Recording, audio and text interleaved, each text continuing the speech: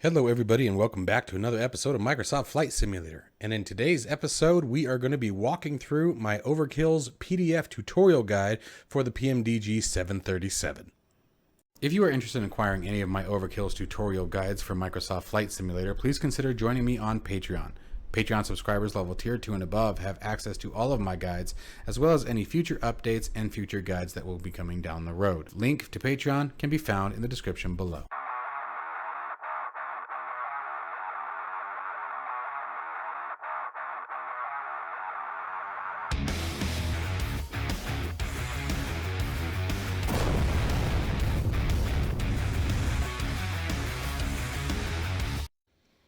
Okay guys, so as I said, my guide has released. For those of you who aren't familiar with my guides, I have made a bunch of full flight tutorial guides. I have the now 737, the A320 using the Flybywire add-on, TBM 930, Cessna Citation, Longitude, let's see, a couple others. I know I'm missing one, 747-8, G1000, and an advanced MCDU guide for the A320.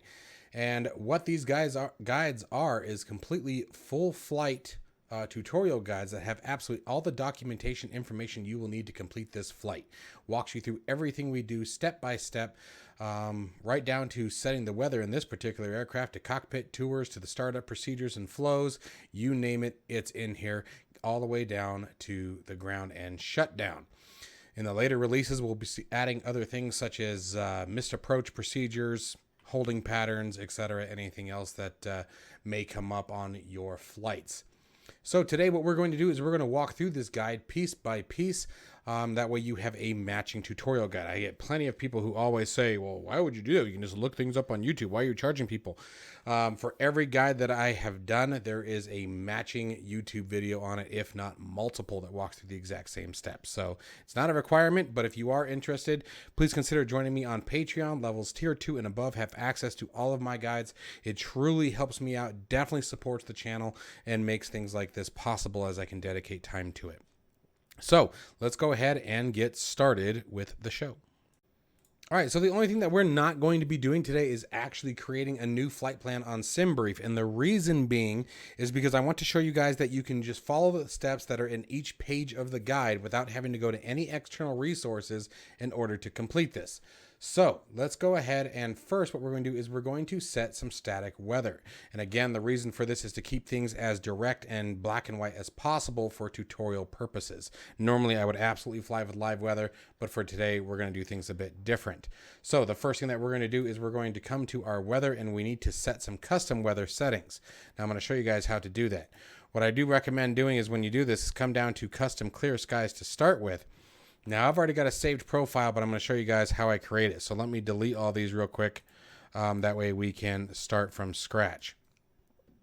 All right. Apparently I hit that wind layer button a couple of times there. I didn't mean to do that. Let me make sure there's only one there. Good. All right. So there we go. We're starting with the ground level.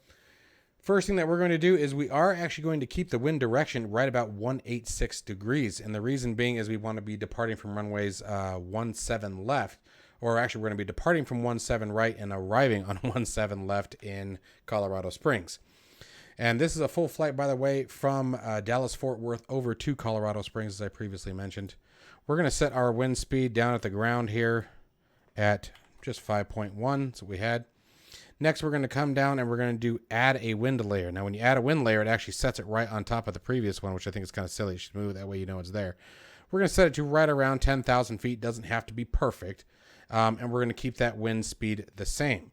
We're going to add yet another one. We're going to go to 20,000 feet. Now here's where things are going to get a bit different. Let me make sure I go to my guides. That way I know that we have everything matching. We're going to do 186. That the wind direction is going to stay the same through the entire flight. That we don't have to worry about that. And we're going to do a wind speed though of 32.9 knots, gusting from 186.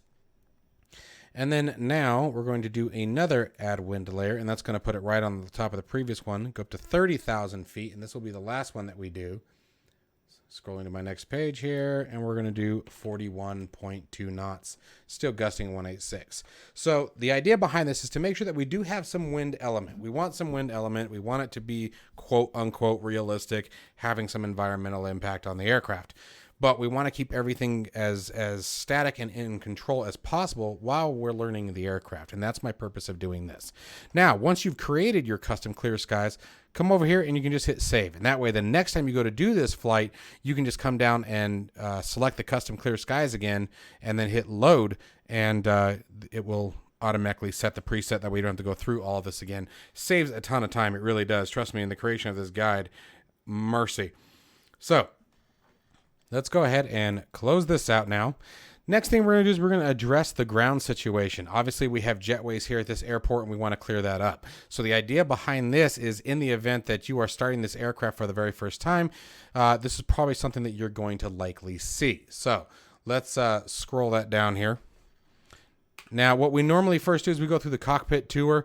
I'm going to not worry about the cockpit tour for this particular video. If you guys, again, would like, let me know, and we can absolutely do a video just on the cockpit tour. And that's why I'm skipping it for the video, is it would make it very, very long.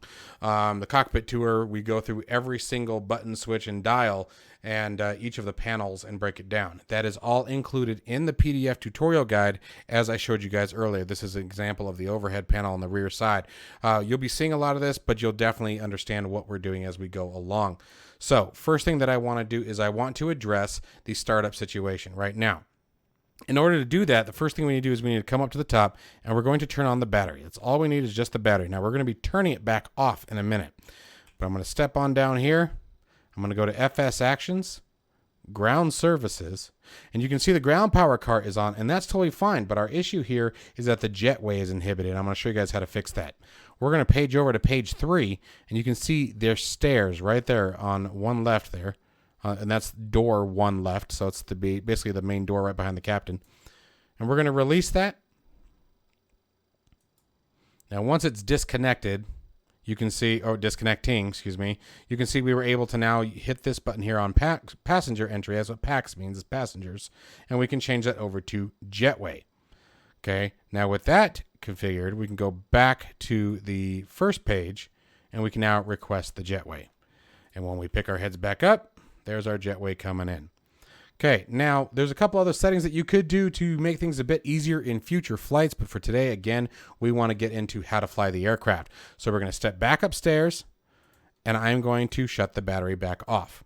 Okay, so now we are simulating as though we are stepping into the aircraft for the very first time.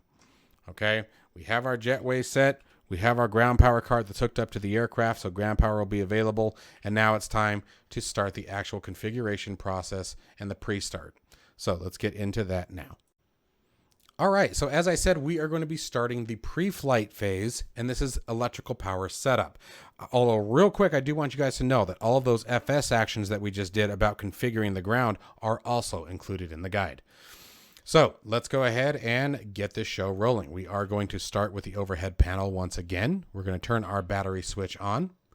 Make sure the standby power is on, and you can tell it's on when the guard is closed. It forces the switch into the auto position, which is what we're looking for. Emergency exit lights are armed. Again, just simply close the guard.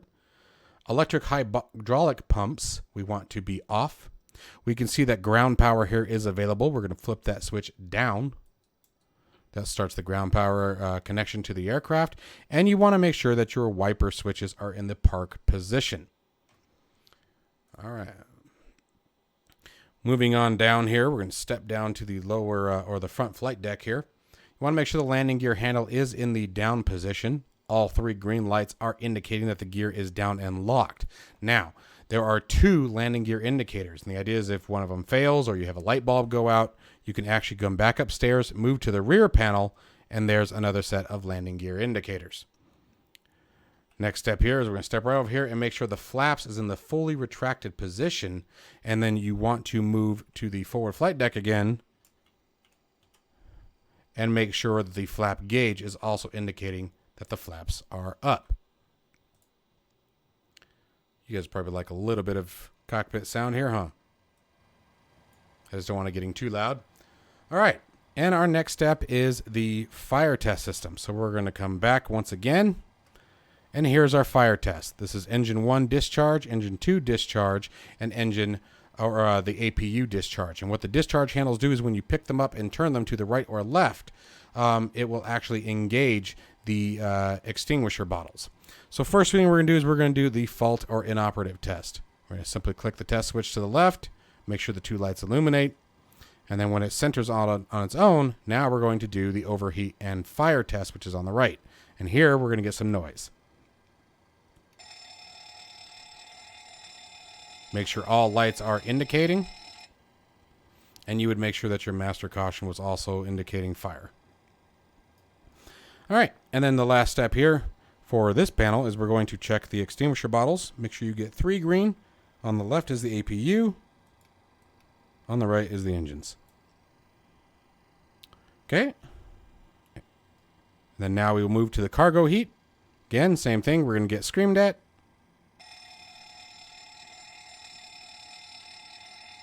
And you can see the fire light there. This was the one I was talking about that illuminates. All right, that's going to complete our fire test for today. Stepping back a bit further, helps if I'm clicked in the screen. You want to make sure that your manual gear release door is also closed and latched. Those 3 handles right there, if you pull them up in the event that the landing gear would not come down, or if you lost hydraulic power for whatever reason, you can't use the landing gear handle to drop the landing gear. Pulling each of these levers will use basically gravity to drop the gear. However, keep in mind that once you pull those, you can no longer retract the landing gear again. So, when to close that, you'd stomp it with your foot. If it was modeled at this point, you would check that the emergency escape rope was secured. It's not modeled, so it's just there for visual purposes. It is also in the guide, though. And you would check your circuit breakers, make sure all circuit breakers are pushed in, both behind the first officer and the captain's chair. All right, so now let's move on to the instrument checks. So we're going to step all the way to the back. First thing you want to do is check the flight recorder, lift the guard, flip it over to test, make sure the off light extinguishes, and then flip the guard switch back down. Now we're going to do our Mach and airspeed warning. This is in the event that you are overspeeding the aircraft. You'll hear the sound. Check number 1 and number 2. And the stall warning. Obviously, we all know what a stall is. There's shaker 1. Now, I've seen where this is an interesting situation. I have come in here at times, and neither one of these will work. And I have come in at the times where both of them will work. And I have come in like what we're seeing here, and only one of them will work. I don't know if this is a bug or if there is a time situation that I'm unaware of, but just know that that is part of the proper procedures, and you should be able to hear. Yep, there it goes. There, now they're both working. So it must be a time thing. Must be something about power. I'm not sure. I'll have to look into that further and get more information. But that is the sound that you would hear in the event that the aircraft was about to stall or actively in a stall, and you would also feel a shaker in the yoke.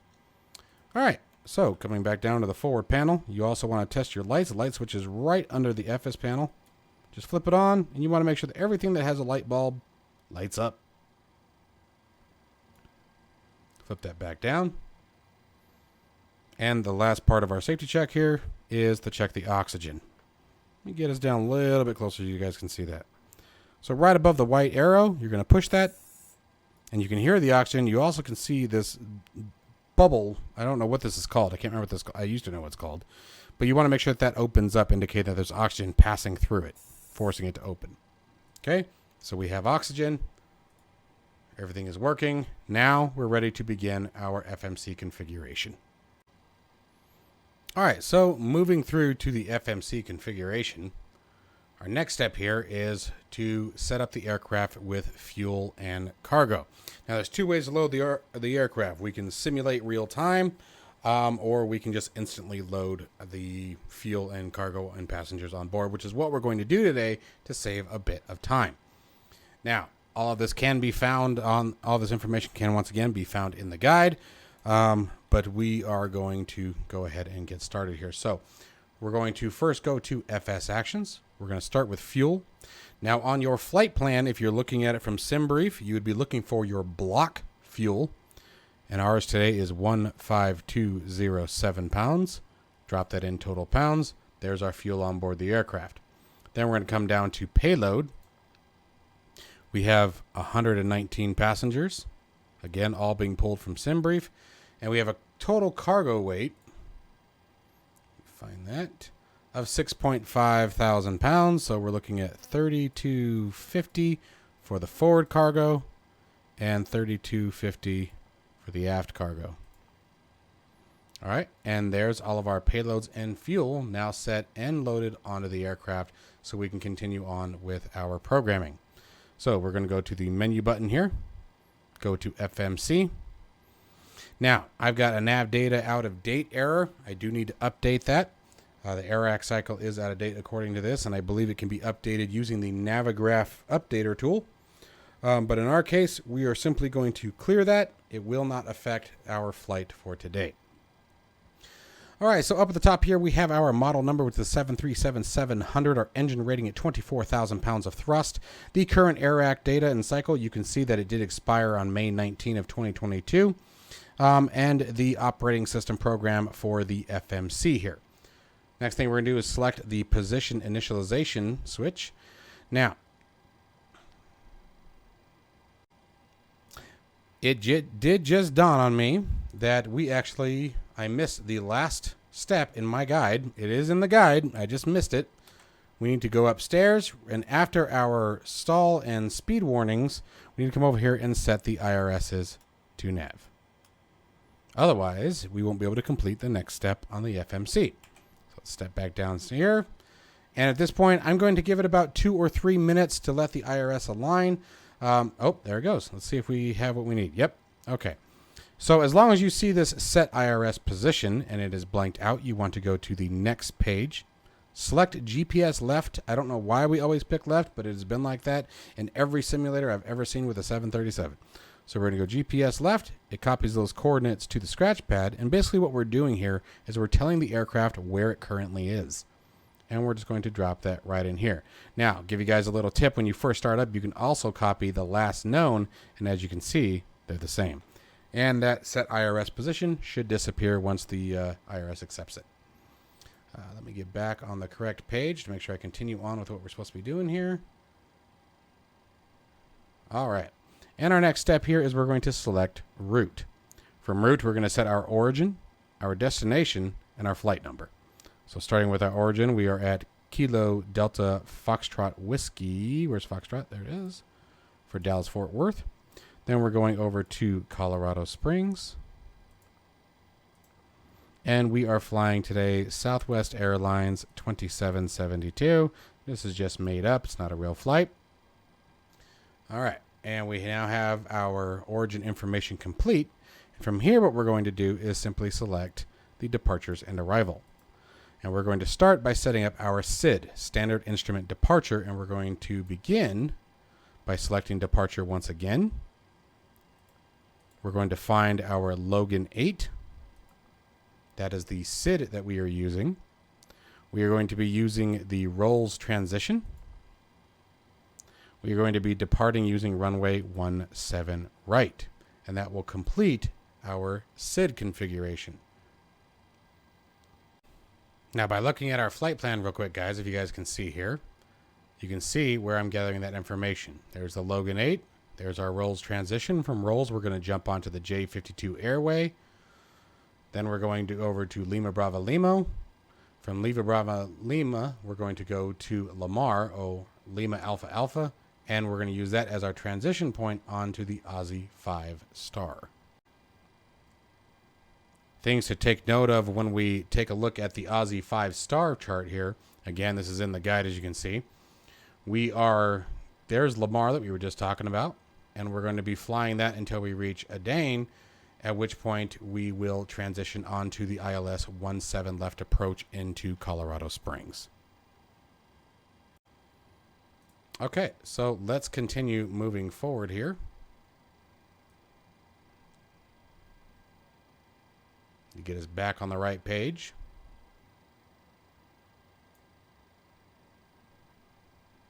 Okay. So from this point now, what we're going to do is go back to the route page and notice that we have 2 pages here. So we're going to hit next page, and there it is again. Logan 8 SID to the transition rolls off of the SID itself, and there's the rolls waypoint being set. Now what we need to do is we need to set our route. Now our route is going to have all of the information or all of the waypoints and locations that are in between the SID and the star. Okay, so in our case, remember I said we were going to leave rolls and we're going to join the Juliet 52 airway. Put that on the left. Airways will always go on the left, waypoints on the right. And we're going to be joining Lima Bravo Lima. Okay. Now, from Lima Bravo Lima, we are going direct to Lamar. So we're just going to put LAA. Anytime you have a direct to location, you simply just type in the ending point. And in our case, there are 3 different locations in or for Lamar. So what we're going to do, or LAA, I should say, be more specific here. So what we're going to do is go back to our flight plan here. I do have this information. You would find the flight log on your operational flight plan, which will have detailed information about each location in the flight. And here, what we're interested in is the GPS coordinates, the longitude and latitude. We're going to take that number and we are going to match it with what we see here. In this case, it is the very first line. So we're going to select Lamar, and you can see you have Lamar, Lapar, and Niederhain. I hope that's right. Anyway, we're going to select the top line. And you can see that now you see direct automatically to Lamar. All right, and from here, Lamar, we jump on to the Aussie 5 star. So we're going to go back to departures and arrivals. Now here you got to be careful because there's an arrival for KDFW too. We want to select the Colorado Springs arrival. There's the Aussie 5. We're going to be using the Lamar waypoint to jump onto the Aussie 5. We are going for the ILS 17 left approach. And remember, we talked about Adane as our transition point onto the approach. So we're going to select it. Go back to the route page. And from here, we can see that the missed approach is also thrown in there as well. So the next thing that I like to do real quick before we hit activate is we're going to go to the legs page. Oops, wrong one. We're going to set our FS to map. Oop, sorry, plan, not map. Map is what we were on. And I know this is a little tough to see here. I'm going to try to get in a bit closer for you guys. There we go, that's a bit better. There is a step button right here on the legs page. We are going to step through the flight, and what we're looking for is any weird backtracks or any waypoints that are way off course and just like you can tell by their distance that they don't belong there. And we're looking for any discontinuities, which will show up as a break in the flight plan. This blue line, for example, will have a huge gap in it. It'll be missing. There's Lamar. These are all the waypoints between. There's Aussie. There's joining the approach. There's the initial fix for the approach. And coming in on the 17 left runway. So we have all that squared away, which is excellent. We'll now return this back to the map position. Step back into our FMC here. And we can go back to the route page, or you can just hit activate. It's totally up to you. In our case, we'll just tap that activate button. And we're going to go ahead and execute the flight plan as well. Now that the flight plan is complete, we'll go to the route page and notice that we now have a new option, which is performance initialization. We're going to tap on that. And here we've got a ton more information that we need to enter. Now, again, all of these are found on your operational flight plans if you are using SimBrief to create it. Cost index is essentially how much fuel we're going to burn versus how much money the aircraft's making on that flight, and then therefore determines sort of how fast we're going to go. And there's a heck of a lot more to it than that, but that's high level. But since we don't pay for anything in simulation, you can really make this number whatever you want. Typically, the higher the number, the faster you'll go. Reserves. This is going to be your final reserves and your alternate fuel combined. Again, this number is found on the SimBrief flight plan, and the information onto where is included in the guide. So we have 5083 pounds is what we're expecting to have in final reserves plus the alternate. We're going to round that up to 5.1. Okay, zero fuel weight with cost index and reserves on board. We can now just tap that. You can see it automatically calculates it. This is what the aircraft weighs with cargo, passengers, and absolutely no fuel. Tap that in there. Plan fuel we don't need to worry about because we already loaded the aircraft. Our cruise altitude today is going to be 36,000 feet. Cruise winds. For this, what you're going to need to do is you need to go to, again, back to your flight log. If you go back to the flight log, you are going to be looking for this, your top of climb. And you're going to find your winds for your top of climb. Now, remember, we manually set this, okay? We created those winds at the very beginning of the flight. So what we're actually going to be using, and I actually need to change these. You know what? While I'm here, I will.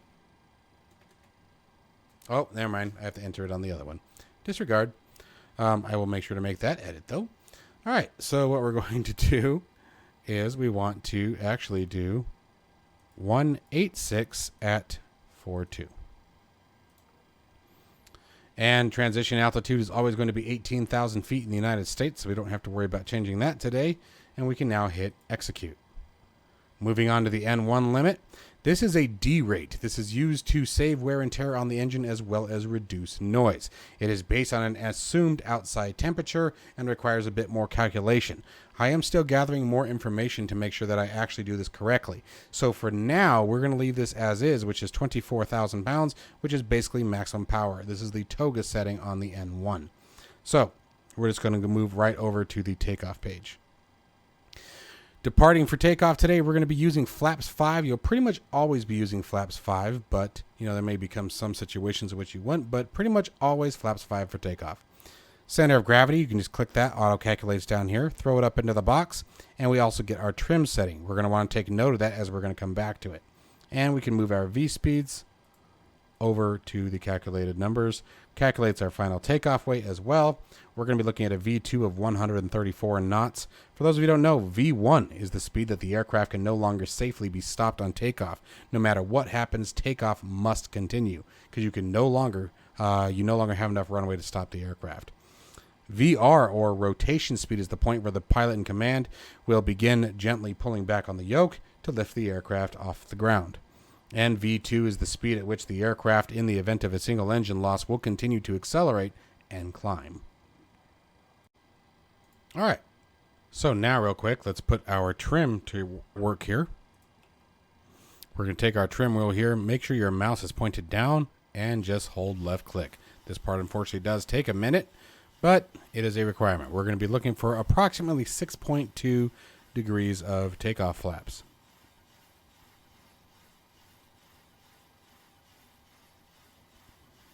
Almost there.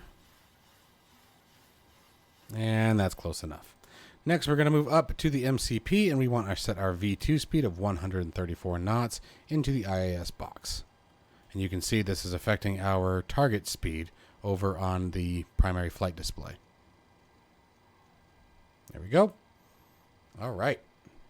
And so the good news is that completes the FMC configuration. It's actually a relatively fast process.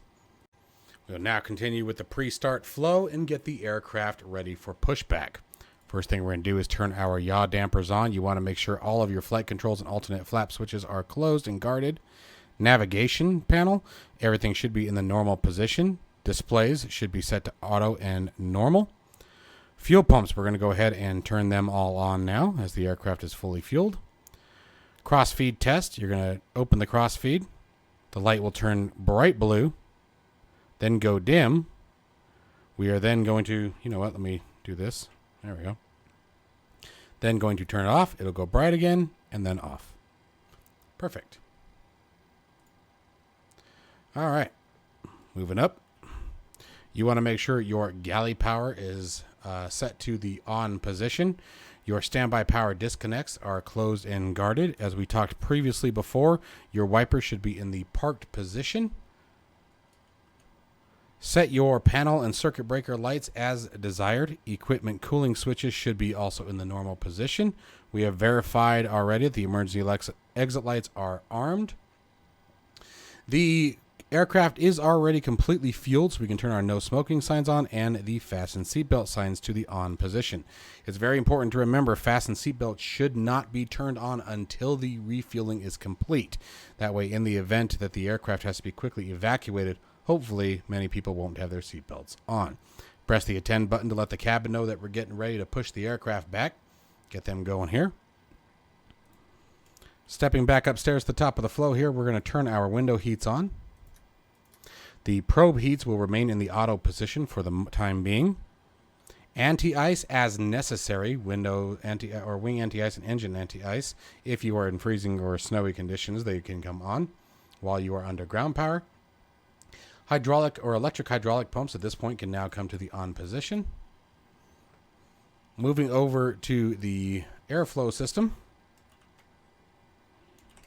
Set your air conditioning according to desire here. We want to make sure the recirculatory fan is set in the auto position. Left and right packs can also move to the auto position. Isolation valve can remain open for the time being. Engine bleed switches should be in the on position. APU bleed for the time being stays off. Coming down to the pressurization, we want to set our cruise altitude or flight altitude to 36,000 feet. And our landing elevation is 6187. We're going to round that up to 6,200 feet. And this part is a drag for later on, and you'll find out when it comes time to set our minimums. Okay. And you want to make sure that the pressurization mode is set to the auto position. Position strobe or position light should be set to steady. Wing lights can come on if you choose. And then if you are doing night operations, you can turn your logo and wheel well lights on as well. All right. Stepping over to the left again, we're going to turn our APU on. So first to the on position, then to start, it will automatically return back to the center position. We will watch the APU exhaust temperature rise to between 600 and 800 degrees and then fall back down to around 400. When it gets back down to about 400 and the low oil pressure is a good sign that the APU is starting. When it gets back down to about 400 degrees, we should have APU power available. So there's the gauge going up.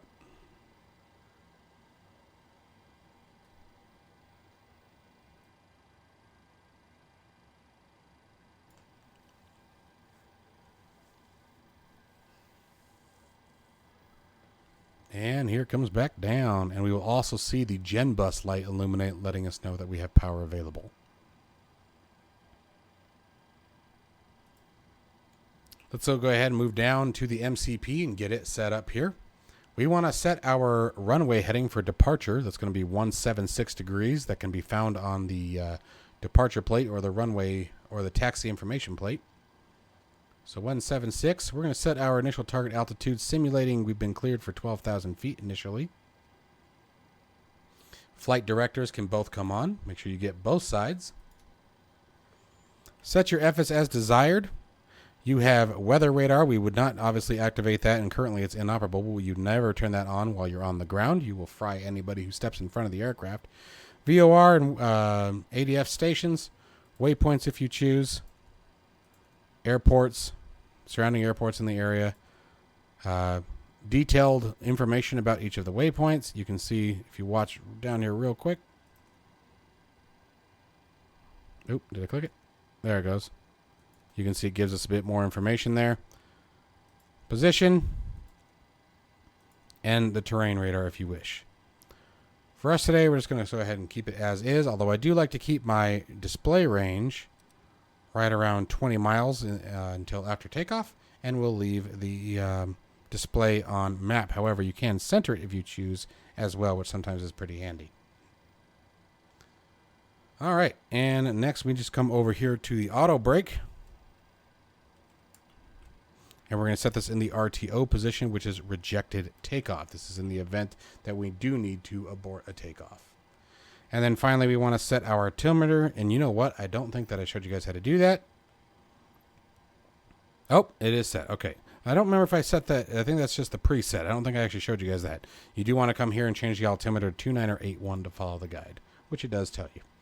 So we're going to scroll down up on the barometric pressure or the altimeter knob and set down to 29081 for today's altimeter pressure.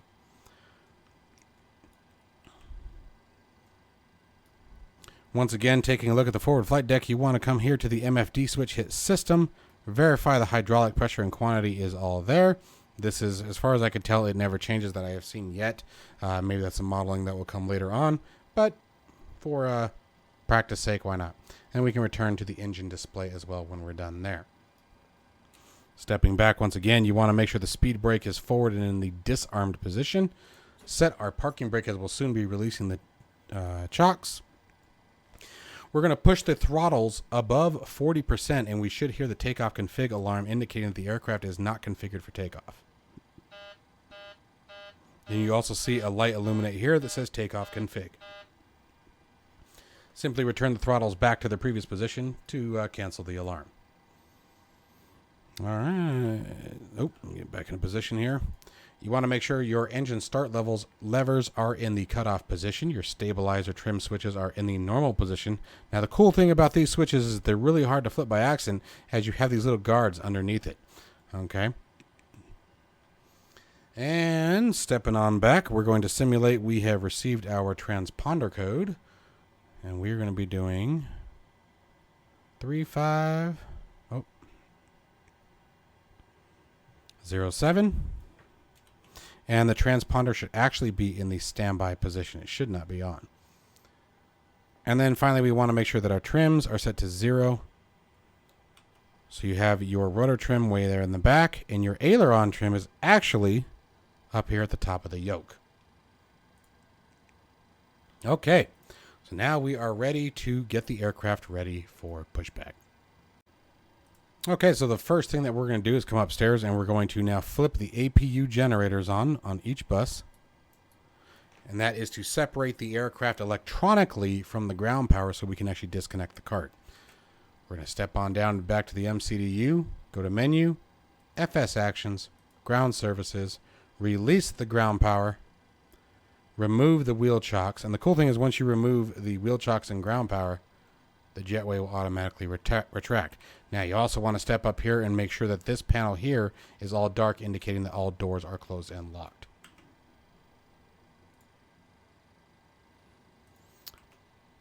We're going to come back over to our circulation panel here.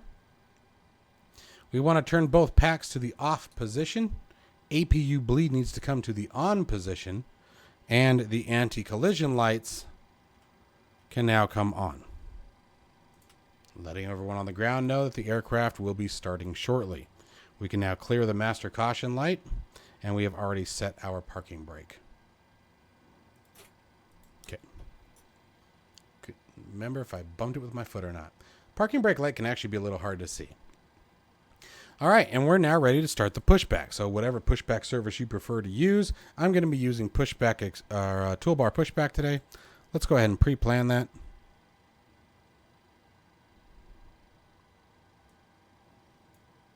And we're just going to back that out.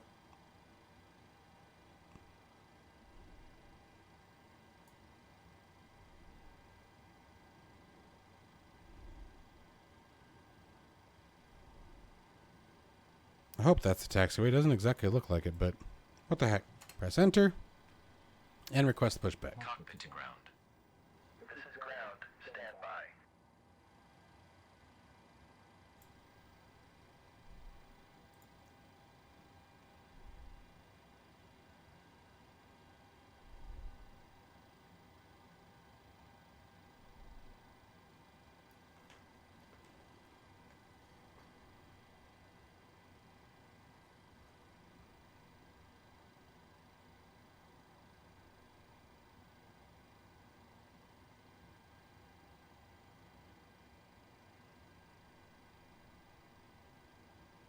Okay, sir. The bypass pin is installed. All doors and hatches closed and all ground equipment is removed. The parking brakes are set. You may lift. Parking brake set. Lifting the aircraft. This add-on is so cool.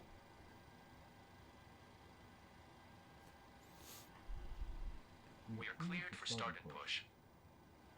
Okay, cleared for push start. Please release parking brake. Release the parking brake. Brakes are released. Step upstairs. Commencing pushback. You can start the engines in sequence. It will start in the sequence. So we're going to start with engine 2 first. We're going to go to ground. We're going to be monitoring the N2 rotation. We're going to be looking for 25%.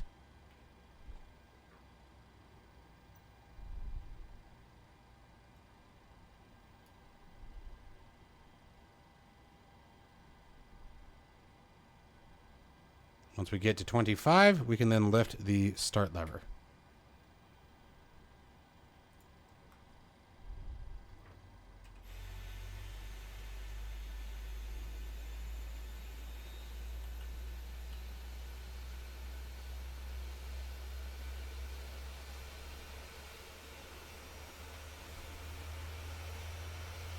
Too much fun. And the engine should stabilize right around 60.1. And then we're just going to repeat the same process for the left engine.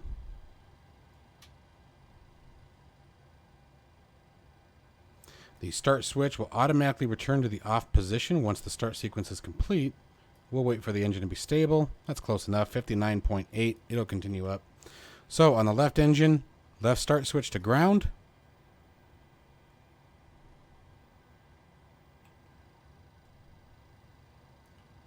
Oops. Again, monitoring for 25%. There's 18.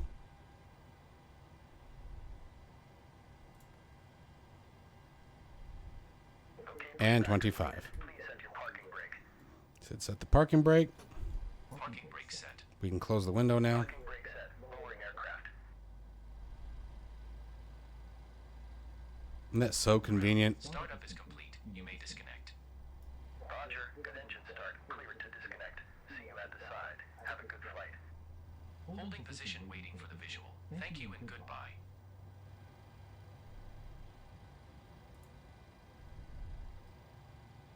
All right, good stuff. And there's the start switch moving over to the other position.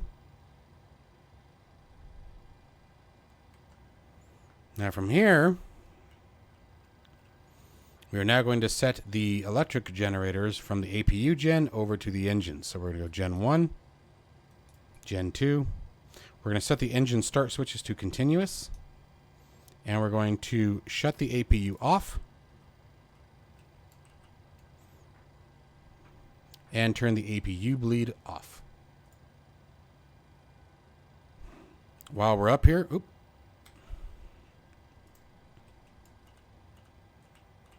at this point here, we will now turn our probe heats to the on position. Wing and anti-ice again as necessary. Our packs can come back to the auto position. Isolation valve could go to the auto position as well. You can hear that air conditioning turning back on. We're going to set flaps to 5 for takeoff.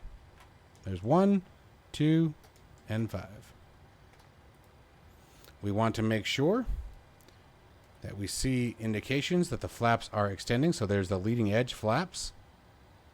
And we should see, there we go. Leading edge flaps are now extended, and main flaps are now at 5 degrees.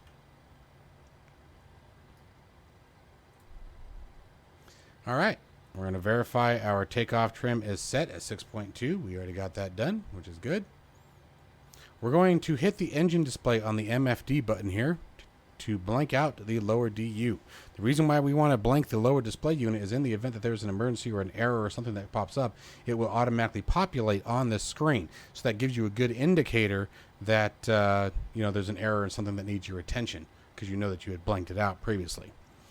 Okay. Coming up to our lights, we're going to make sure we turn our taxi light on prior to taxi. And let's go ahead and release the parking brake. Now, what we're going to do right before we get to rolling here is we're going to do that same takeoff config check, because now we should be good for takeoff. So we're going to push our throttles above 40%. And you can see we no longer get an alarm. It also sort of does a 2-for-1. The aircraft starts rolling. Now, anytime we have a turn of more than 45 degrees, we want to make sure that our ground speed is about 10 knots or below. You have your ground speed here and here in the bottom left.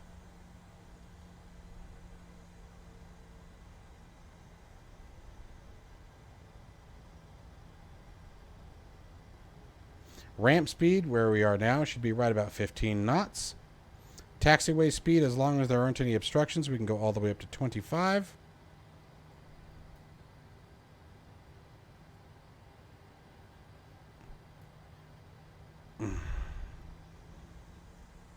And I taxi like that only because I use the mouse as a camera when I'm doing these bigger jets. Helps keep the camera stable for tutorial purposes. And every time I move the camera with the mouse, I lose the ability to control my control surfaces. So you'll see some goofy turns.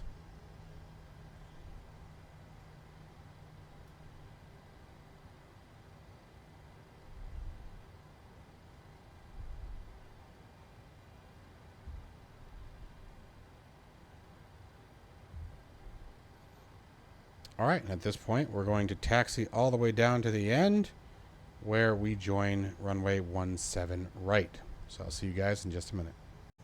Okay, real quick, guys, as I was going back through the previous video, I'm trying to watch for some corruption that keeps happening on my with my recordings lately. It's kind of weird. One of the things that cut out was before pushback. We need to make sure that altitude reporting off is set as the transponder position. This will alert ATC of where we are on their airport, but won't be reporting altitude. So let's continue the taxi. I'm glad I caught that. Again, you would do that before pushback. All right, so we are now approaching runway 17 right. Now, normally you got to remember that in these aircraft, you typically have two people here to help you complete these tasks. So I recommend completing all of this right on the hold short line here. That way when you take the runway, you're just ready to go. Because again, you don't have that second set of hands helping you out with this aircraft. So first thing we're going to do is we're going to step upstairs. And we can left click right in the middle of all the landing lights. And it will bring them all down. Runway turn-off lights need to come to the on position as well. Your strobe or your position light needs to go to strobe and steady. We need to move over to the MCP, and you want to arm LNAV. Arm the auto throttle, excuse me. And something turned my flight director off. What the heck is going on? Some of this stuff drives me nuts. Anyway, make sure your flight director's on. And then now we want to come on down to the back, go back to our transponder, and we want to set it to TARA, which is traffic awareness or traffic avoidance resolution awareness. Goodness. So TARA will alert you of air traffic in your area, and will also give you commands on what you need to do in order to avoid contact with them, which I've heard is bad in mid-flight.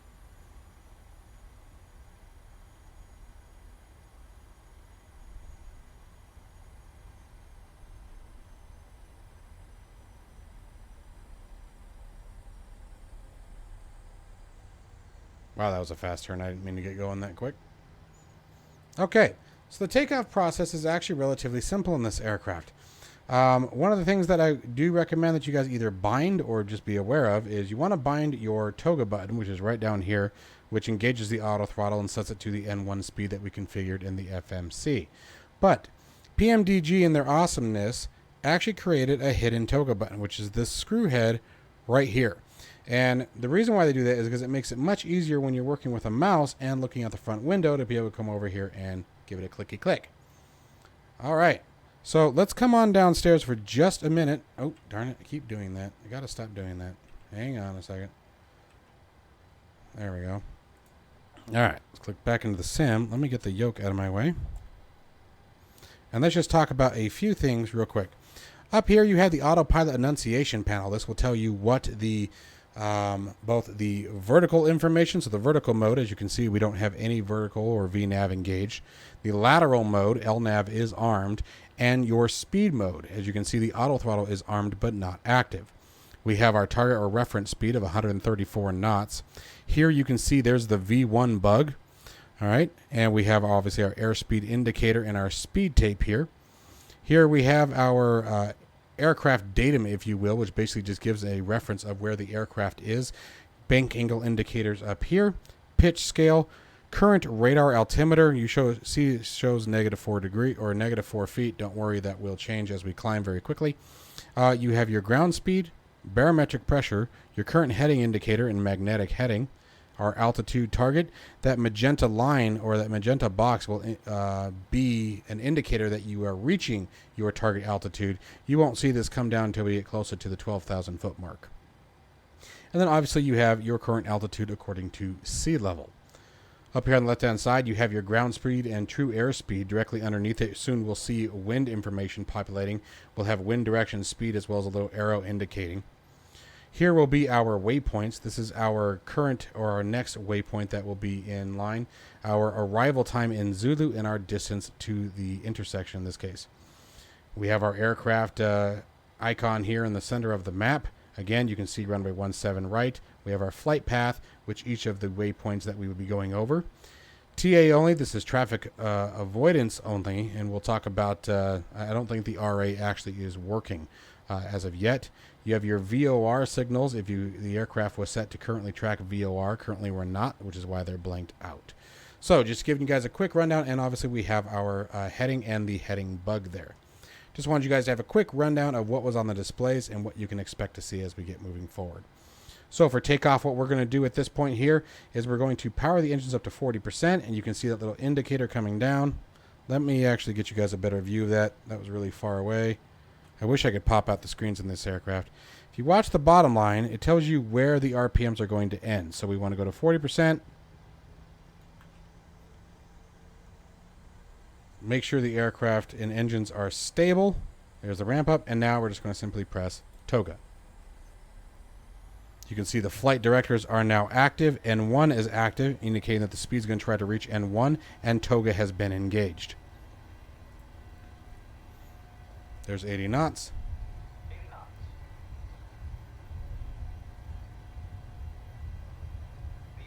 V1, hands off the throttle. Rotate, pulling the nose back slowly. About 3 degrees per second. There's positive rate. Going after my flight directors on the primary flight display. Already approaching flap 1 speed, so I'm going to go from flaps 5 to flaps 2. We didn't quite reach it, so I'm just going to sit at flaps 2 for the moment. Now you can see the auto throttle there, and the autopilot annunciator says arm again. So this is where we're going to start looking for target speeds. Now, you can engage the autopilot at your choosing. So at 400 feet above ground level, which would be about 900 feet seat level, we can engage command over here, which actually turns the autopilot on, and we can engage VNAV. Now the aircraft will now maintain both altitude and our flight path. So we can now come hands off the controls. Now once again, positive rate. Once we started climbing, the gear should have came up. I pressed the button, but it didn't do it, but it actually kind of works out. As soon as you notice your altitude's climbing and your vertical speed has increased, you want to bring your gear up. The red lights that you saw above here indicate the gear is in transition. And then once they go out, it means the gear has retracted.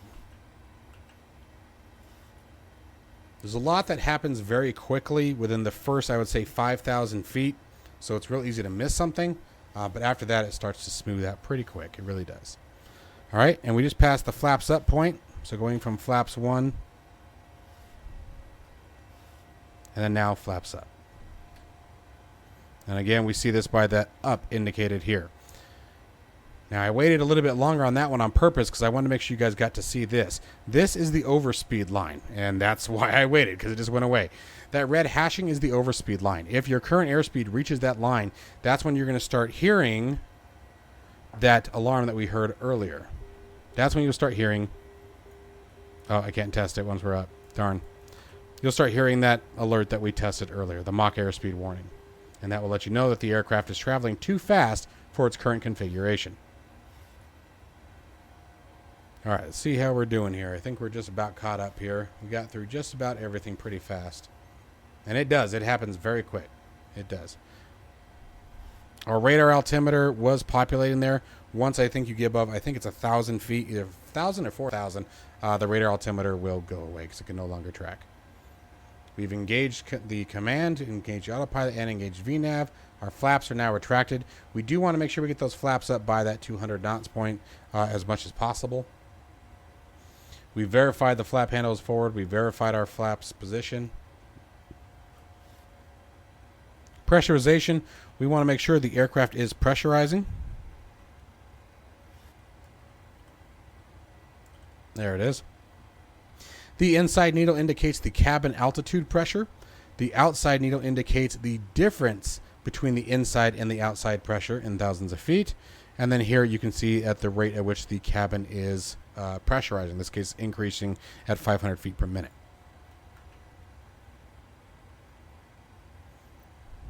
We want to make sure our fuel is balanced. Now we're approaching 12,000, so let's go ahead and increase that up to 24,000 for now. We're just going to simulate ATC gave us our clearance. We'll bump that up again here in a minute. Okay.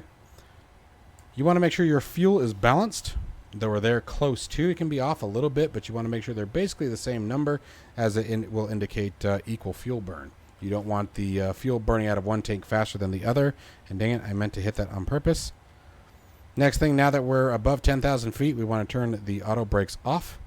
And we want to set the gear to the off position. Just right there in the center. We can also step back upstairs. A lot of this going on, like I said, in the first few thousand feet. You can turn your start switches to the off position now.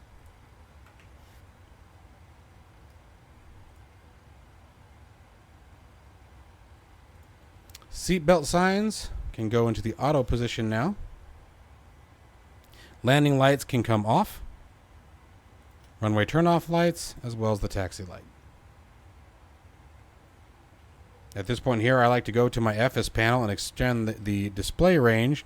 Go to about 160 miles. There it is.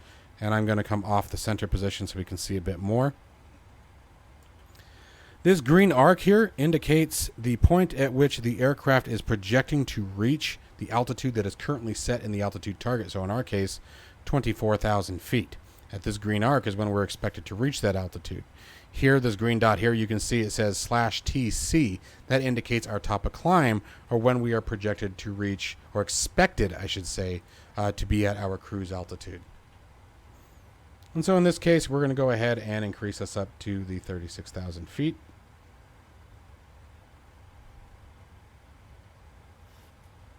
There it is. And at 18,000 feet, we'll be setting our altimeter back to the standard pressure of 29902. Almost there.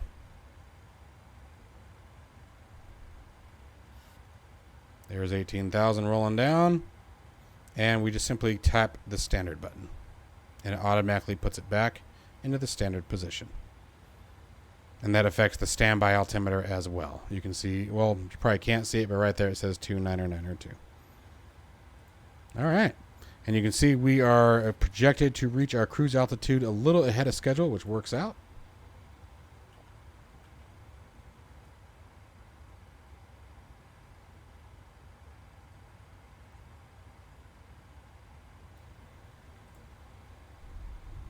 All right. And we are just turning and burning. Everything is looking really nice today.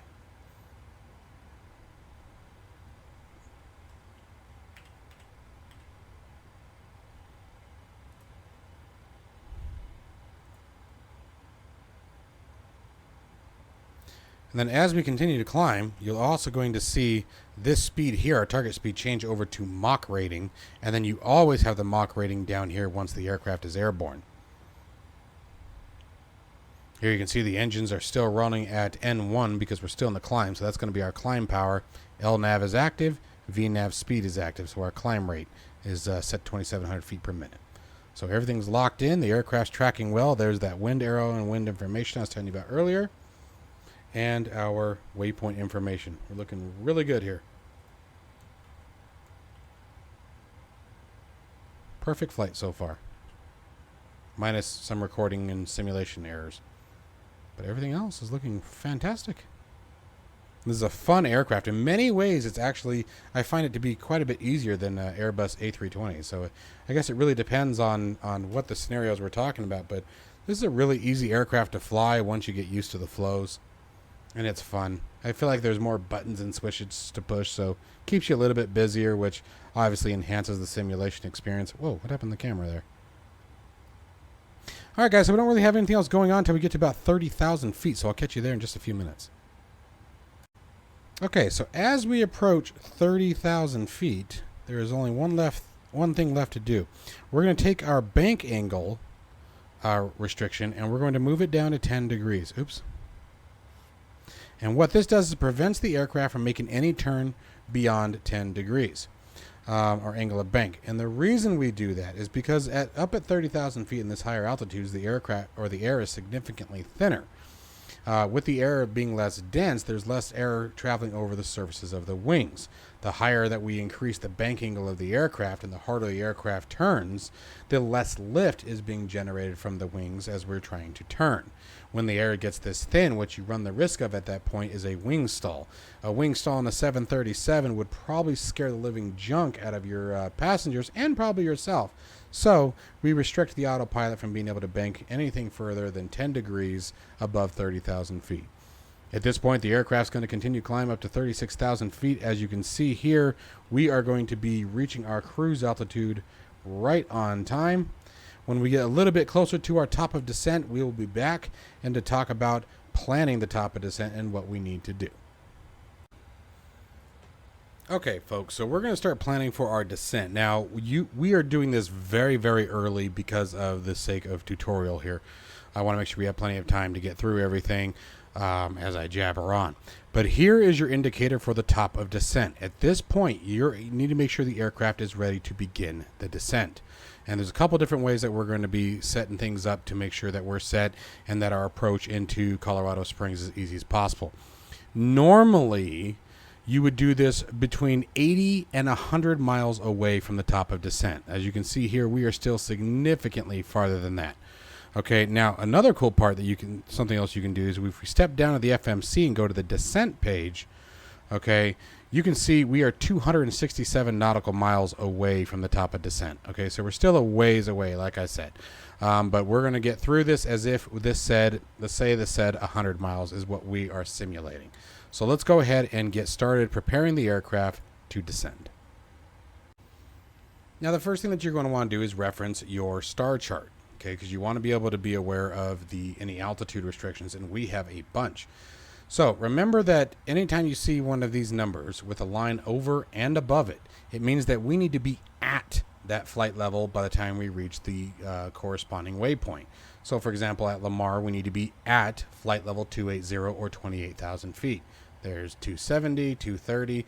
And then here at Aussie, we have a further restriction. We need to be at 250 knots. Normally, we don't need to be at 250 knots until 10,000 feet. So it's always really important to pay attention to this. And we need to be at 14,000 feet by Aussie. So the first thing that we're going to do is we're going to verify in our legs page that all of these restrictions are currently in the FMC. So stepping back to the sim, we're going to go to the legs page and again stepping through. And like right there, you can see there's Lamar, 280, 270, 230. Stepping forward, there's Aussie, and there's the 250 at 14,000 restriction. So we're good to go there. That is awesome. So our next step here is now we're going to reference some information on the approach plate that we're going to be needing here in a bit. Oops.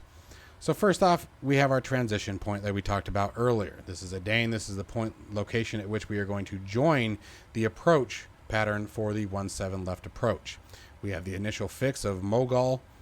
And guys, if you've been watching my channel for any length of time, you know I always say the waypoint names wrong. So it's just one of those, take it as a comical relief for you. We have our ILS frequency, 109.1, as well as the final approach course of 172 degrees, which can also be found here. We have our minimum, 6387 barometric pressure. Now, if we were in a Cat 2 or Cat 3 landing condition, so visibility was very low, we would use the radar altimeter of 200 feet. Unfortunately, we have clear skies, so we get to wind that minimums knob all the way up to 6387. That's what I was mentioning earlier, where I said that our touchdown elevation was going to be a drag. And our touchdown zone elevation, you can see this is the altitude above sea level at which the aircraft will actually touch the ground, is 6187.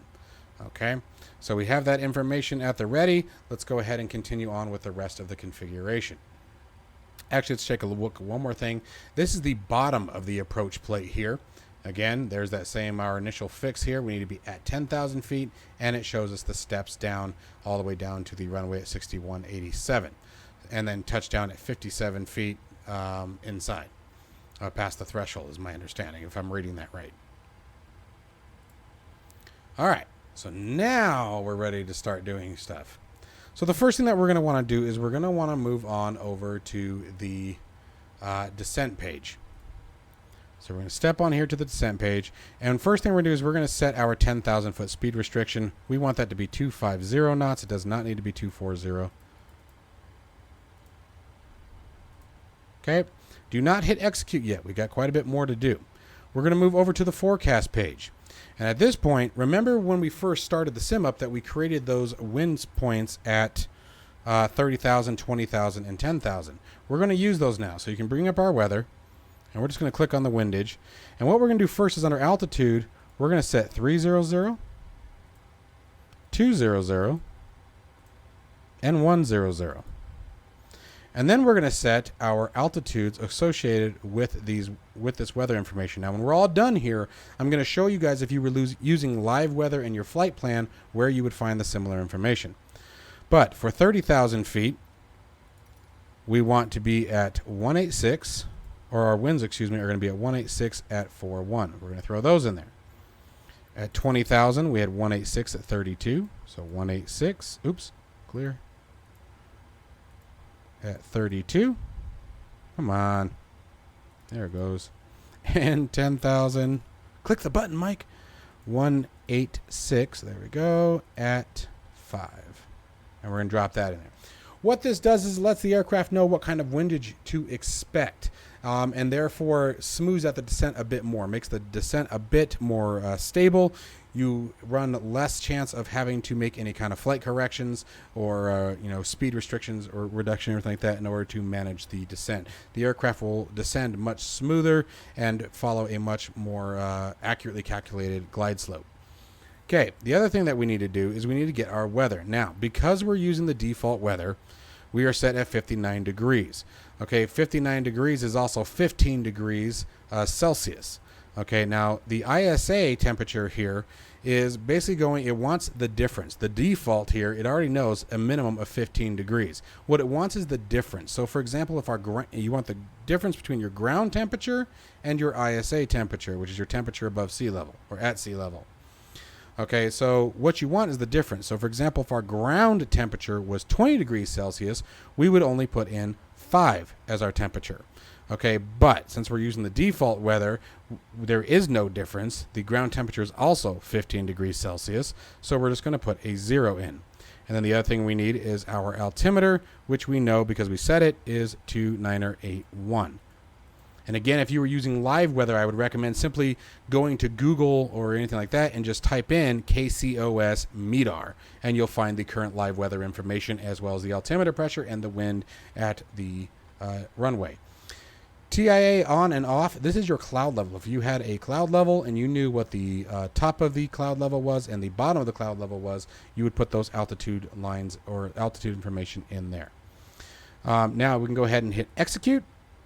And real quick, I'm going to show you guys what I was talking about if you were using your flight information or real live weather information. If you had created your flight plan live and were using live weather, you would go back to your flight log where all the detailed waypoint information is, and you would find your altitudes for descent that would be relatively close. So for example, here is 26,500 feet, 17,000, and 8,700.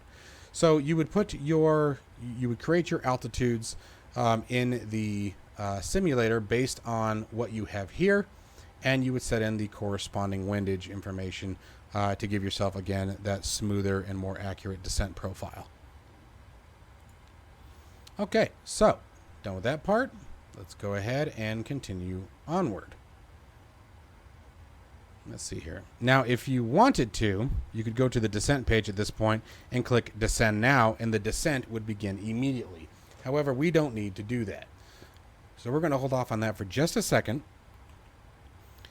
Coming back over here, you can see that we are still quite a ways out. We're 206 nautical miles away from our top of descent, so we got a long ways to go yet. I actually did this much earlier. I didn't expect it to go quite this fast.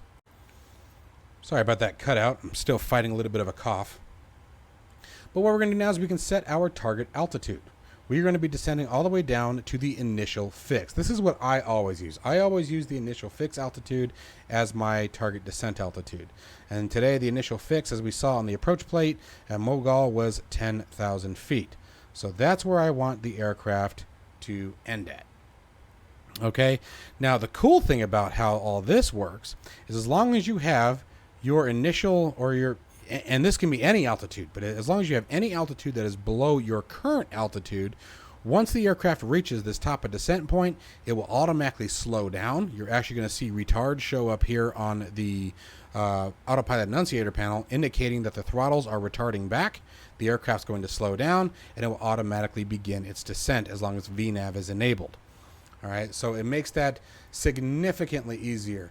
Now, if for any reason you need to force it to do so, as I actually did in the previous video, you could set in here and you could hit the altitude intervention button, or again, if you're before the top of descent, you'll be able to use the descend now button down here.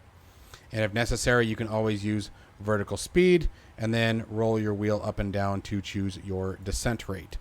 We're not going to worry about that today because everything's going to go nice and smooth and beautiful for us, and we're not going to have any problems, and everything's going to be great.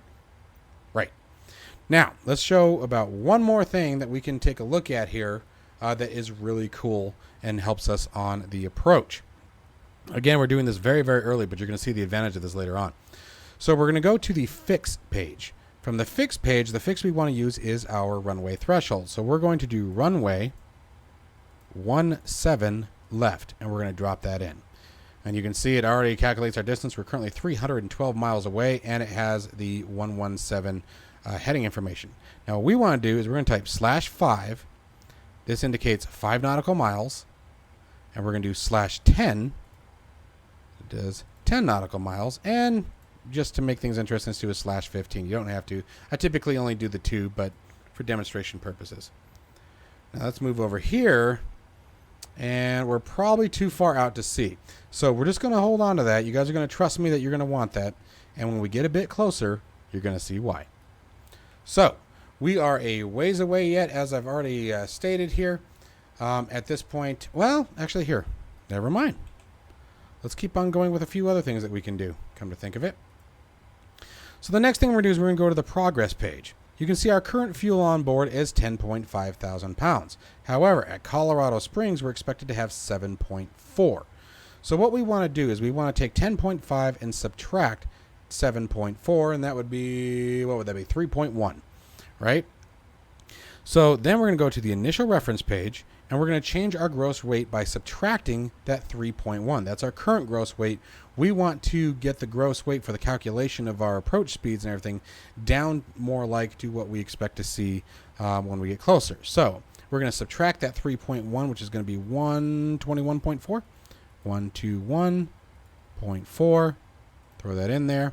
And then now we also want to select flaps 30 and our approach speed of 130 knots. We're going to tap that twice. First time puts it here. Second time automatically puts it into the flap speed configuration. All right. So now we can move back to the navigation radios, and we're going to put in our 2 frequencies. And when I say our 2 frequencies, what we need is our ILS and our missed approach.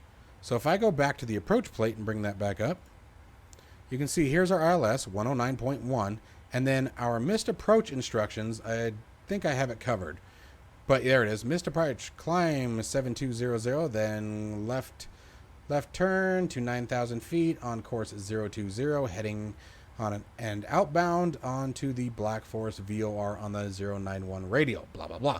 We'll talk about that and how to do all that when we go over the missed approach in a later release. But we do want the frequency in there, which is 112.5. So if we go back to our radios here, first we want 109.1. And we're just going 109. Oops, went too far. And we're going to transfer that over to the active. So there's our ILS and the active VOR. And then in case we need it, 1112.5 for the missed approach VOR. Okay, and let me double check, but I think we are finally ready for me to shut my trap for a little bit. Got Got that done. Got that done. Oh, we are on it. Oh, yes, the last part. And this is why we're glad that we have a ton of time to work with. Let's go ahead and set that back to 160. Next thing we're going to do is set our minimums. And this is a drag. The minimums are the minimum callouts that remind you, hey, you are X amount. You know, once you hear that minimums, you decide whether or not you are continuing with the landing or if you're initiating a go-around. Here is our minimums control knob. And again, we want to be on barrel, which we are because we are doing a Cat 1 approach. And now what we get to do is roll this all the way up until this number down here reaches the 6,387. Guys, I'm not kidding. Holding this left mouse button down takes about 2 minutes to reach it. So I'll see you guys in a second. Okay, so we finally got that done. So there's a 6387, and in case anybody forgot where we gathered that information from, we got that from the approach plate. Come back up here. There it is on the approach plate right here. 6387 decision height ILS altitude. Okay, and again, you have 6387. That's going to be for barometric, so any Cat 1 approach. And then you have 200 feet, which would be, we would switch the minimums over to radar, which would be for Cat 2 or Cat 3. So basically limited to 0 visibility. Like Cat 3 would be an auto land. All right. So the good news is I think we've just about completed everything that I can think of for our approach. We have indeed. So now it's just a matter of waiting for that top of the descent. And we are still looking at 133 nautical miles is what it says right here from the descent page. So I will catch you guys as we get closer. That way you guys can see what happens when the aircraft reaches that point, as long as your altitude is configured accordingly. And you guys can see how the descent goes. All right, my friends. So we are rapidly approaching the top of descent point. We're now at 4 nautical miles away from it. So we're just going to sit tight here, enjoy the views, and watch what the aircraft does now that we've done all of our configuration ahead of time. And how easy it is to manage the descent in this aircraft. They have done such a wonderful aircraft. By the way, hopefully the audio now sounds better as my new pop filter arrived. All right, there it is. So you can see we've now switched. We can see the target to flight level 280. We can see the retard come up on the annunciator panel indicating that the throttles are rolling back, which they are, and our altitude is starting to descend. So easy peasy, guys. And the aircraft's going to honor every single one of these flight restrictions. It is so smooth when all that information is already at the ready and available for us. So at this point, you know what we can actually do, if we wanted to, is turn our lower DU back on too. So at this point, we'll just let the aircraft descend. Just like with the climb, the green arc indicates when we're projected to hit the current altitude. Now, it's being referenced based on the 10,000 foot mark. This green arc is going, don't let that scare you. We're not going to hit 10,000 feet at this location because of the altitude restriction. So each time that the aircraft has to level out due to an altitude restriction, we're going to see that green arc move backwards. All right. So let's see here. We're just actually going to hang tight here for another minute or two because at 30,000 feet, we've got another step to complete. And you can see now that the green arc has now left the nav display. And that's because the descent rate had to be reduced because of the 28,000 foot restriction.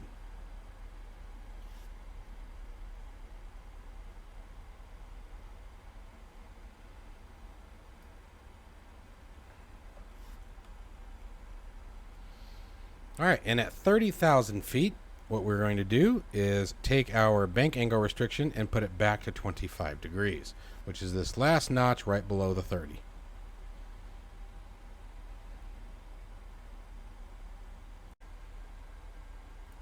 Okay, so that's close enough. We're just about at 30,000. We're going to go ahead and increase the bank angle. Plus, we don't have any turns coming up.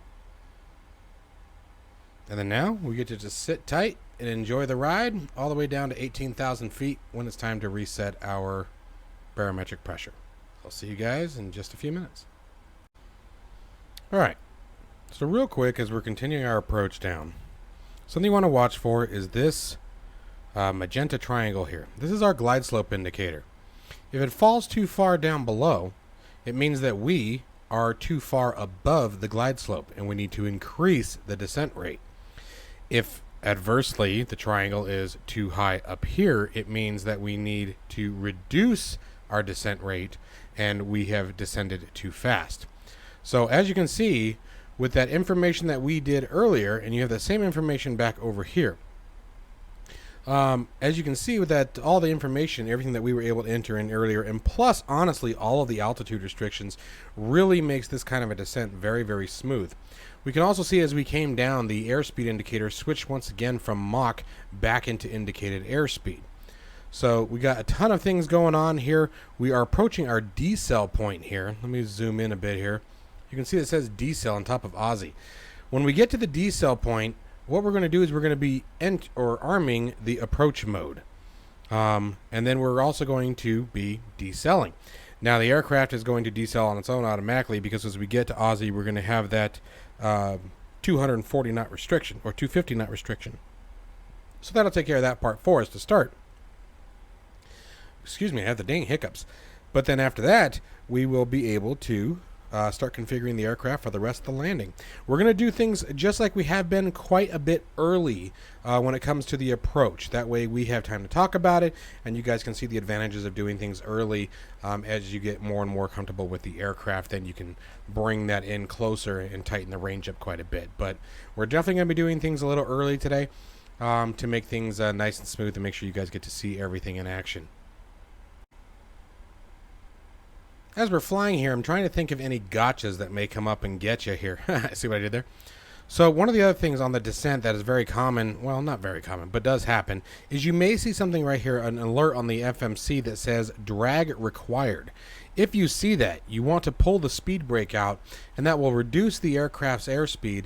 And at that point, once the aircraft reaches a point where it can continue to manage it on its own, you'll see that alert go away. Once that alert goes away, you can put the speed brakes back in. You can see here that we are approaching 18,000 feet, so let's go ahead and reset our barometric pressure. So we're going to click the standard button, and you can see it clicks it back over 29902, so we're going to bring that down to, oh, there we go, 29081 as we had already set up. And again, that is why we locked the weather in and made it static. Now notice as we changed the barometric pressure, our glide slope information changed slightly as the aircraft now had to reacquire it. Our descent rate increased a little bit so that way we could get back onto the descent path. Now we are going to start making some headway here. We are about 19 miles or so. Let's see here. We are, well, there we go. Yeah, 19 miles away from our decel point. So we're going to start getting some things ready to go. All right, so we've set our altimeter pressure down to 29081. We're back under barometric pressure. And let's see here. We're on the glide slope. Speed brakes are retracted. All right, let's start looking at things here. We have our nav radio set up and configured. Let's come up top and make sure we get our seatbelt signs back to the on position. We want everyone down in their seats. And let's see here, 16,400. So I'll catch you guys as we get to the decel point, but we are doing very well. We're right on track. I wanted to show you guys in something else that finally came into play here. Remember earlier when we set our rings up, we had, or set those distances in the fixed page. We typed in the runway 17 left, we put the 5, the 10, the 15 in. This is what that does. It creates these range rings. There's 15 miles, 10 miles, and 5 miles, and the airport is right there in the center starting to come into view here. Now, we are reaching our decel points. Let's go back to the legs page here. But those rings are very great reminders of actions that may need to take place based on your distance. So we still got a bit to go. It's not going to be too much longer now, but I think we're going to, for the most part, the brakes and the recording will probably stop at this point.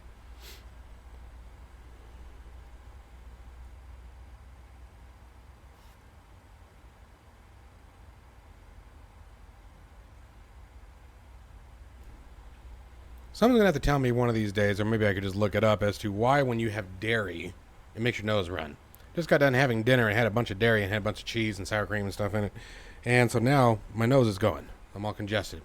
Now you can see that we've reached the decel point. Check it out. Our target speed is automatically dropping. You can see our current airspeed dropping. Let's zoom in here. There we go. So now we're coming down to 258. There's looking for 250 is what it's going to be looking for at this point. 14,000 feet. We are reaching Aussie. Remember, we did talk about at Aussie we were going to engage the approach mode. What the approach mode will do is when the aircraft is in range, it will automatically lock on to the localizer and the glide slope and start the ILS descent automatically on its own. Very, very handy tool. So for example, at this point, I can actually set the 9,000 foot escape route or escape altitude for our missed approach just in case, and the aircraft will continue to descend past the 9,000 feet all the way down to the runway because we have our ILS set. So there's our ILS, and the aircraft actually is already picking up the ILS signal. Okay, we just haven't locked on to the glide slope, the localizer, or the localizer or the glide path. However, there is the localizer indicator, and there is the glide path indicator. However, that's not currently referencing the ILS approach, as we won't see that until we make this turn around the bend and make the final approach course for the runway. Now, we are at 14,000 feet or 13,000 feet. So let's come up and do a couple more things. We're going to set our final approach course, which remember, as we looked at the approach plate earlier, was 172 degrees. We're going to lock that in on the heading bug in case we need it and need to fly the runway heading. We have that available.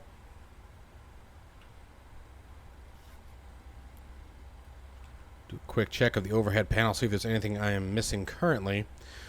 As we'll wait for the 10,000 foot checks. We got a minute here, so we'll hold off on that. All right, guys.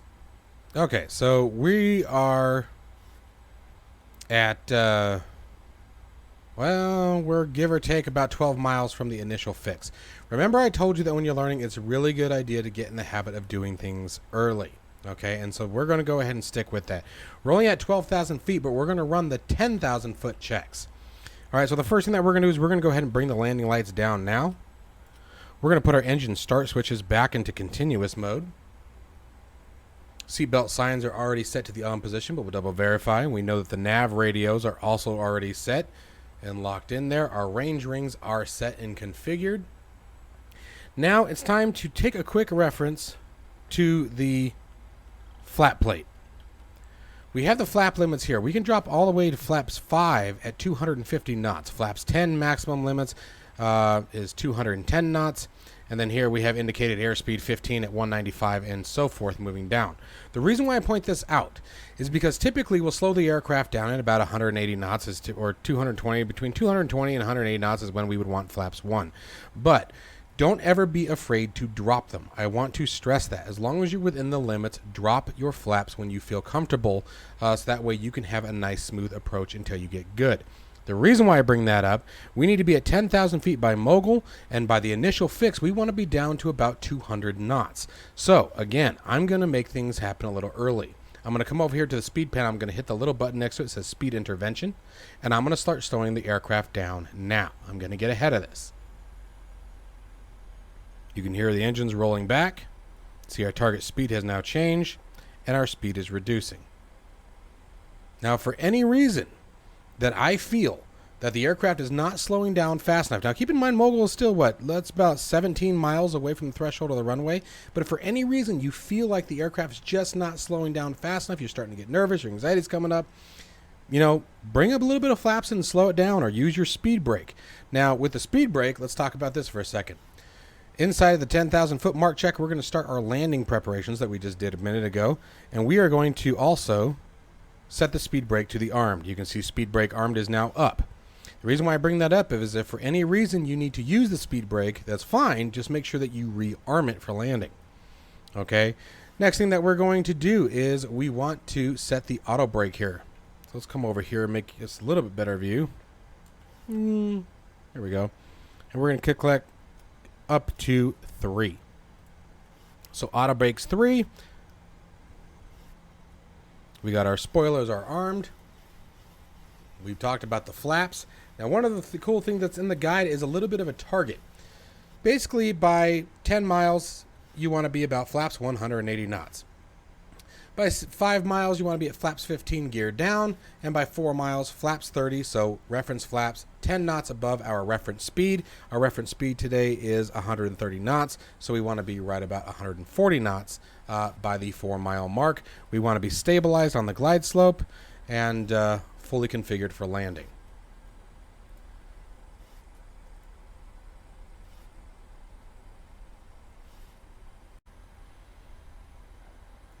All right, so again, keeping with the theme of doing things early, as we turn on to that final approach fix, even though we are 15 miles out, I'm going to go ahead and slow the aircraft down to our reference speed. So again, we're looking for 140 knots. Now, the reason why we're getting that alarm there is because we are asking the aircraft to travel slower than it can under the current flight conditions. So let's go ahead and bring it up a little bit. Let's set that to, say, 170 knots. That'll be a good target to jump on. Coming down to 190 knots here, I'm going to go ahead and do things early. We're starting to make that final turn. I'm going to do flaps 1.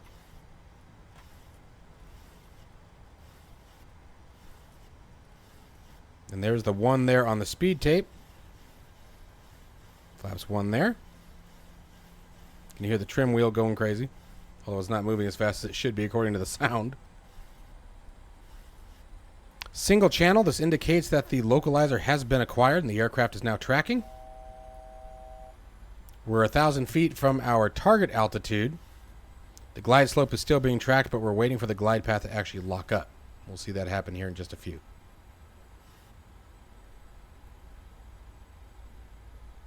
Radar altimeter is now reporting at 2,500 feet.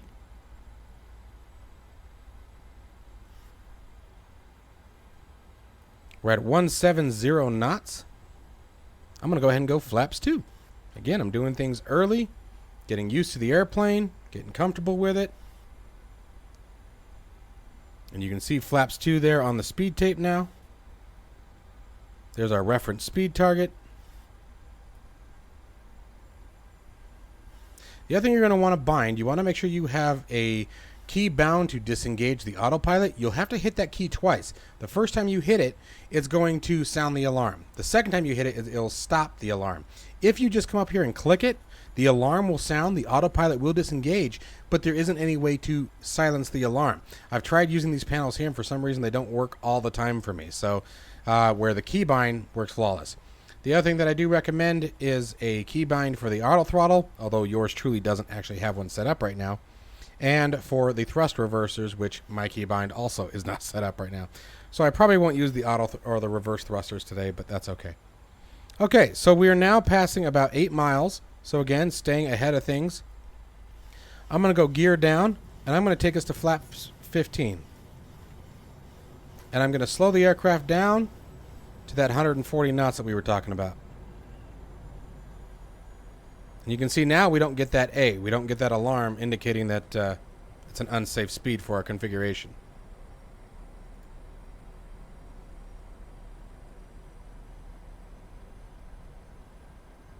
And what I like to do is about 400 feet above ground level, so 400 feet radar here, is when I'll disengage the autopilot and the auto throttle and bring it in ourselves. And again, we did everything very, very early. We're just now crossing onto the 10-mile mark. There it is right there.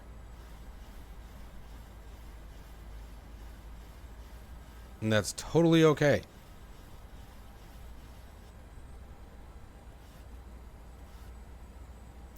Take your time getting used to the aircraft. Take your time getting used to the procedures. I'm going to go ahead and go flaps 25 now.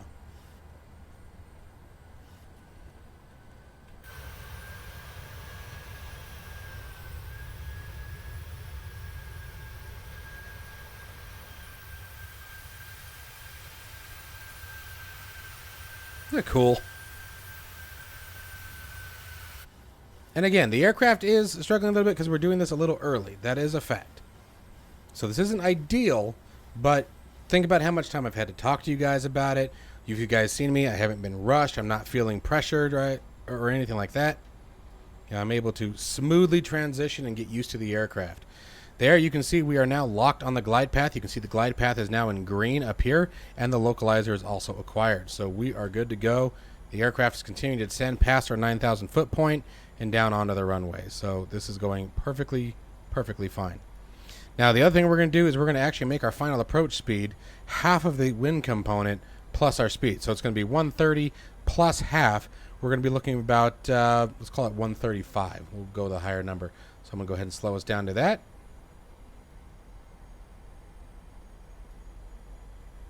And I'm going to put us in, now that we're approaching the 5 mile mark, while we're at 6 miles, let's go ahead and go reference flaps.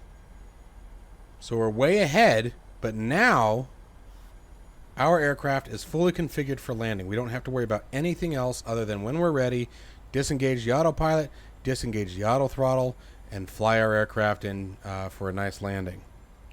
But everything else is set perfectly. We don't have to worry about anything else. There's no more surprises. No more? There aren't any more surprises that we have to worry about. Really recommend you guys do this.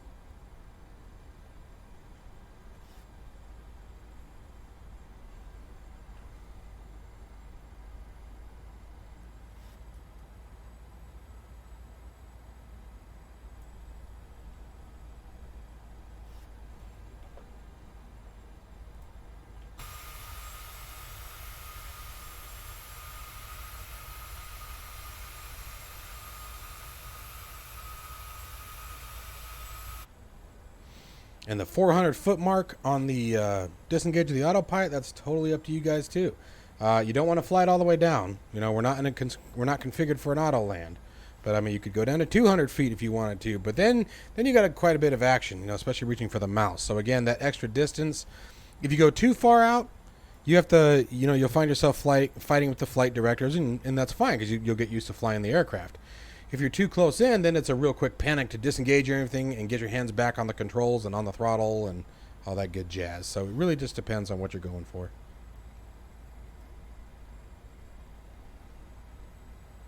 But we are looking fantastic.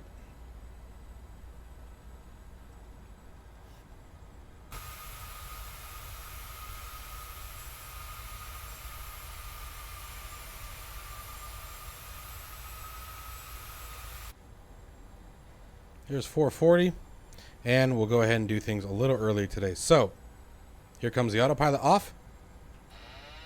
Pressing that key again, silences the alarm. Auto throttle's now off. We can clear the warning panel, and let's see if we can fly this aircraft. I want to try to stay with the flight directors. Gentle movements on the controls. This is something that I'm still getting used to. In about 15 feet is when we want to flare and reduce the throttles. There's our minimums flashing. We're continuing. 100 feet. 50. 30. Reducing the throttles. 10.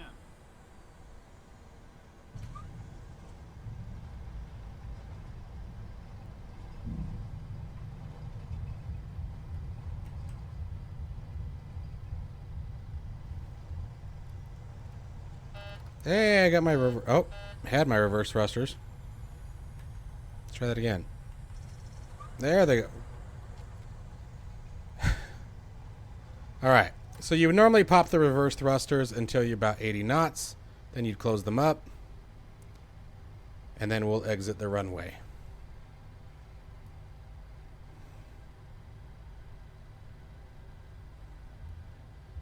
Gently applying the wheel brakes as you slow down. But so again, reversers out. When you can take the throttles to idle, trigger your reversers, full reverse. Airspeed reaches 80 knots, reversers back in. You want to completely exit the runway. Make sure the back of that aircraft gets off the runway. We want to make sure we're nowhere near it. All right, and we'll just hold here. And then now we'll talk about the cleanup. All right, so even with the cleanup, just like anything else, give yourself time to manage everything. So the first thing that we're going to do is I'm going to set the parking brake. Just make sure we don't go rolling it. Oh, and I tapped it with my foot. All right, clear any alarms that might be happening on the panel here for the autopilot. So autopilot's cleared. Make sure that the spoiler is disarmed. I actually disarmed it. So spoilers are disarmed. Up on the overhead panel, landing lights. Dang it. Sometimes I get it and sometimes I don't. All right, landing lights up. Runway turnoff lights off. Taxi light on. Position lights set back down to steady. Come on. Some of these arrows drive me nuts.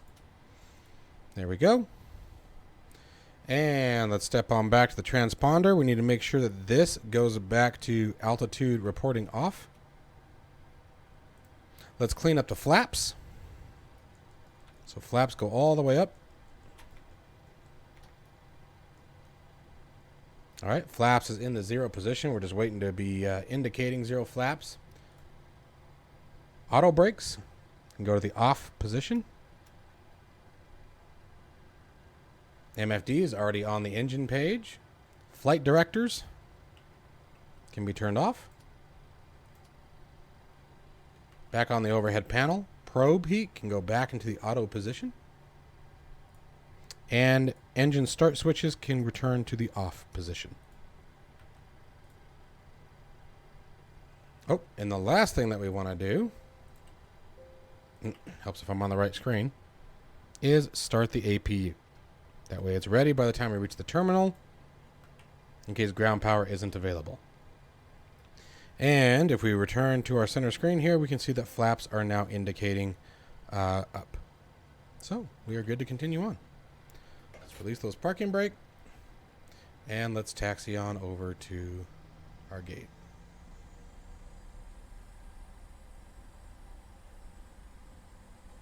Now the cool part is, again in the guide, I've even included your taxi instructions. So we landed from this direction, we exited here. Actually, I think we exited at the next one, Echo 6, but that's all right. We're going to taxi up here to Echo 4 on Mike, or is that hotel? Looks like hotel. Take hotel over to Mike, and then Mike to the terminal. So I'll catch you guys as we are about to park the aircraft. Alright, so as we're approaching our gate, one of the good rules of thumb here is that right before you turn towards everybody, turn the taxi light off so you don't blind everyone.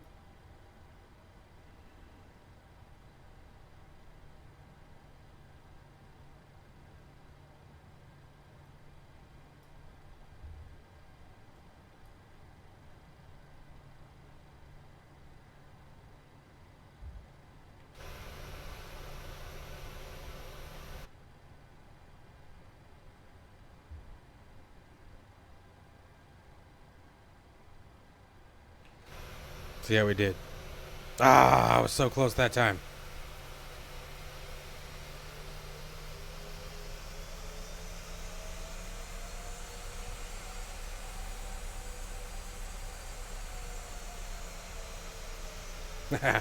Almost had it. All right, so as we approach the gate, obviously we want to set that parking brake. We're going to come upstairs and we're going to turn the APU gen on. That way we switch the power from the engines over to the APU. And then we're going to come down and turn our engines off. So there's engine 2. There's engine 1. We are going to monitor the N2. And we're looking for below 20%. Once it gets below 20%, we can turn off the anti-collision lights. We're also going to go over to the FS actions. We're going to need to get all of our ground services going. So ground services. We're going to set the chocks. We're going to request that ground power. And there's below 20%. So we can now turn off the anti-collision lights.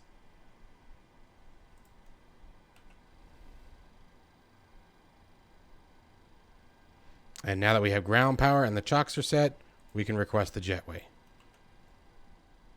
Oh, looks like it's already there. Groovy. So then we'll come up top.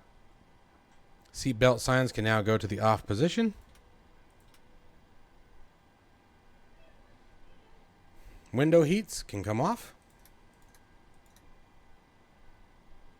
Packs can remain in the auto position. Isolation valve can remain in the auto position.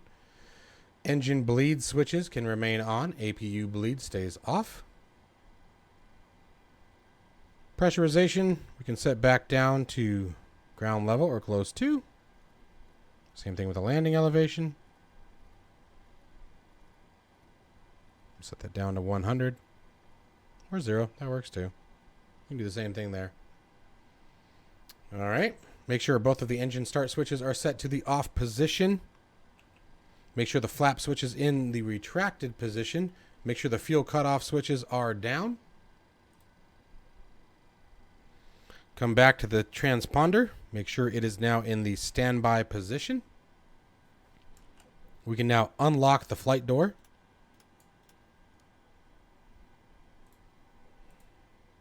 Stepping back upstairs, we can now shut the APU off. Oh, no, we can't. First, we want to switch over to ground power. Now we can shut the APU off. And we can now turn all of our fuel pumps off, as they are no longer needed as well. And finally, the aircraft is now ready for a turnaround state. So if you were going to reprogram and reload the aircraft, this would be the perfect state to do so in. I accidentally sent the jetway away. That was my fault. I tapped that twice. I didn't think it was there. And then now, if we want to do a full shutdown, it's very simple to do from this stage. We want to set the IRSs to the off position.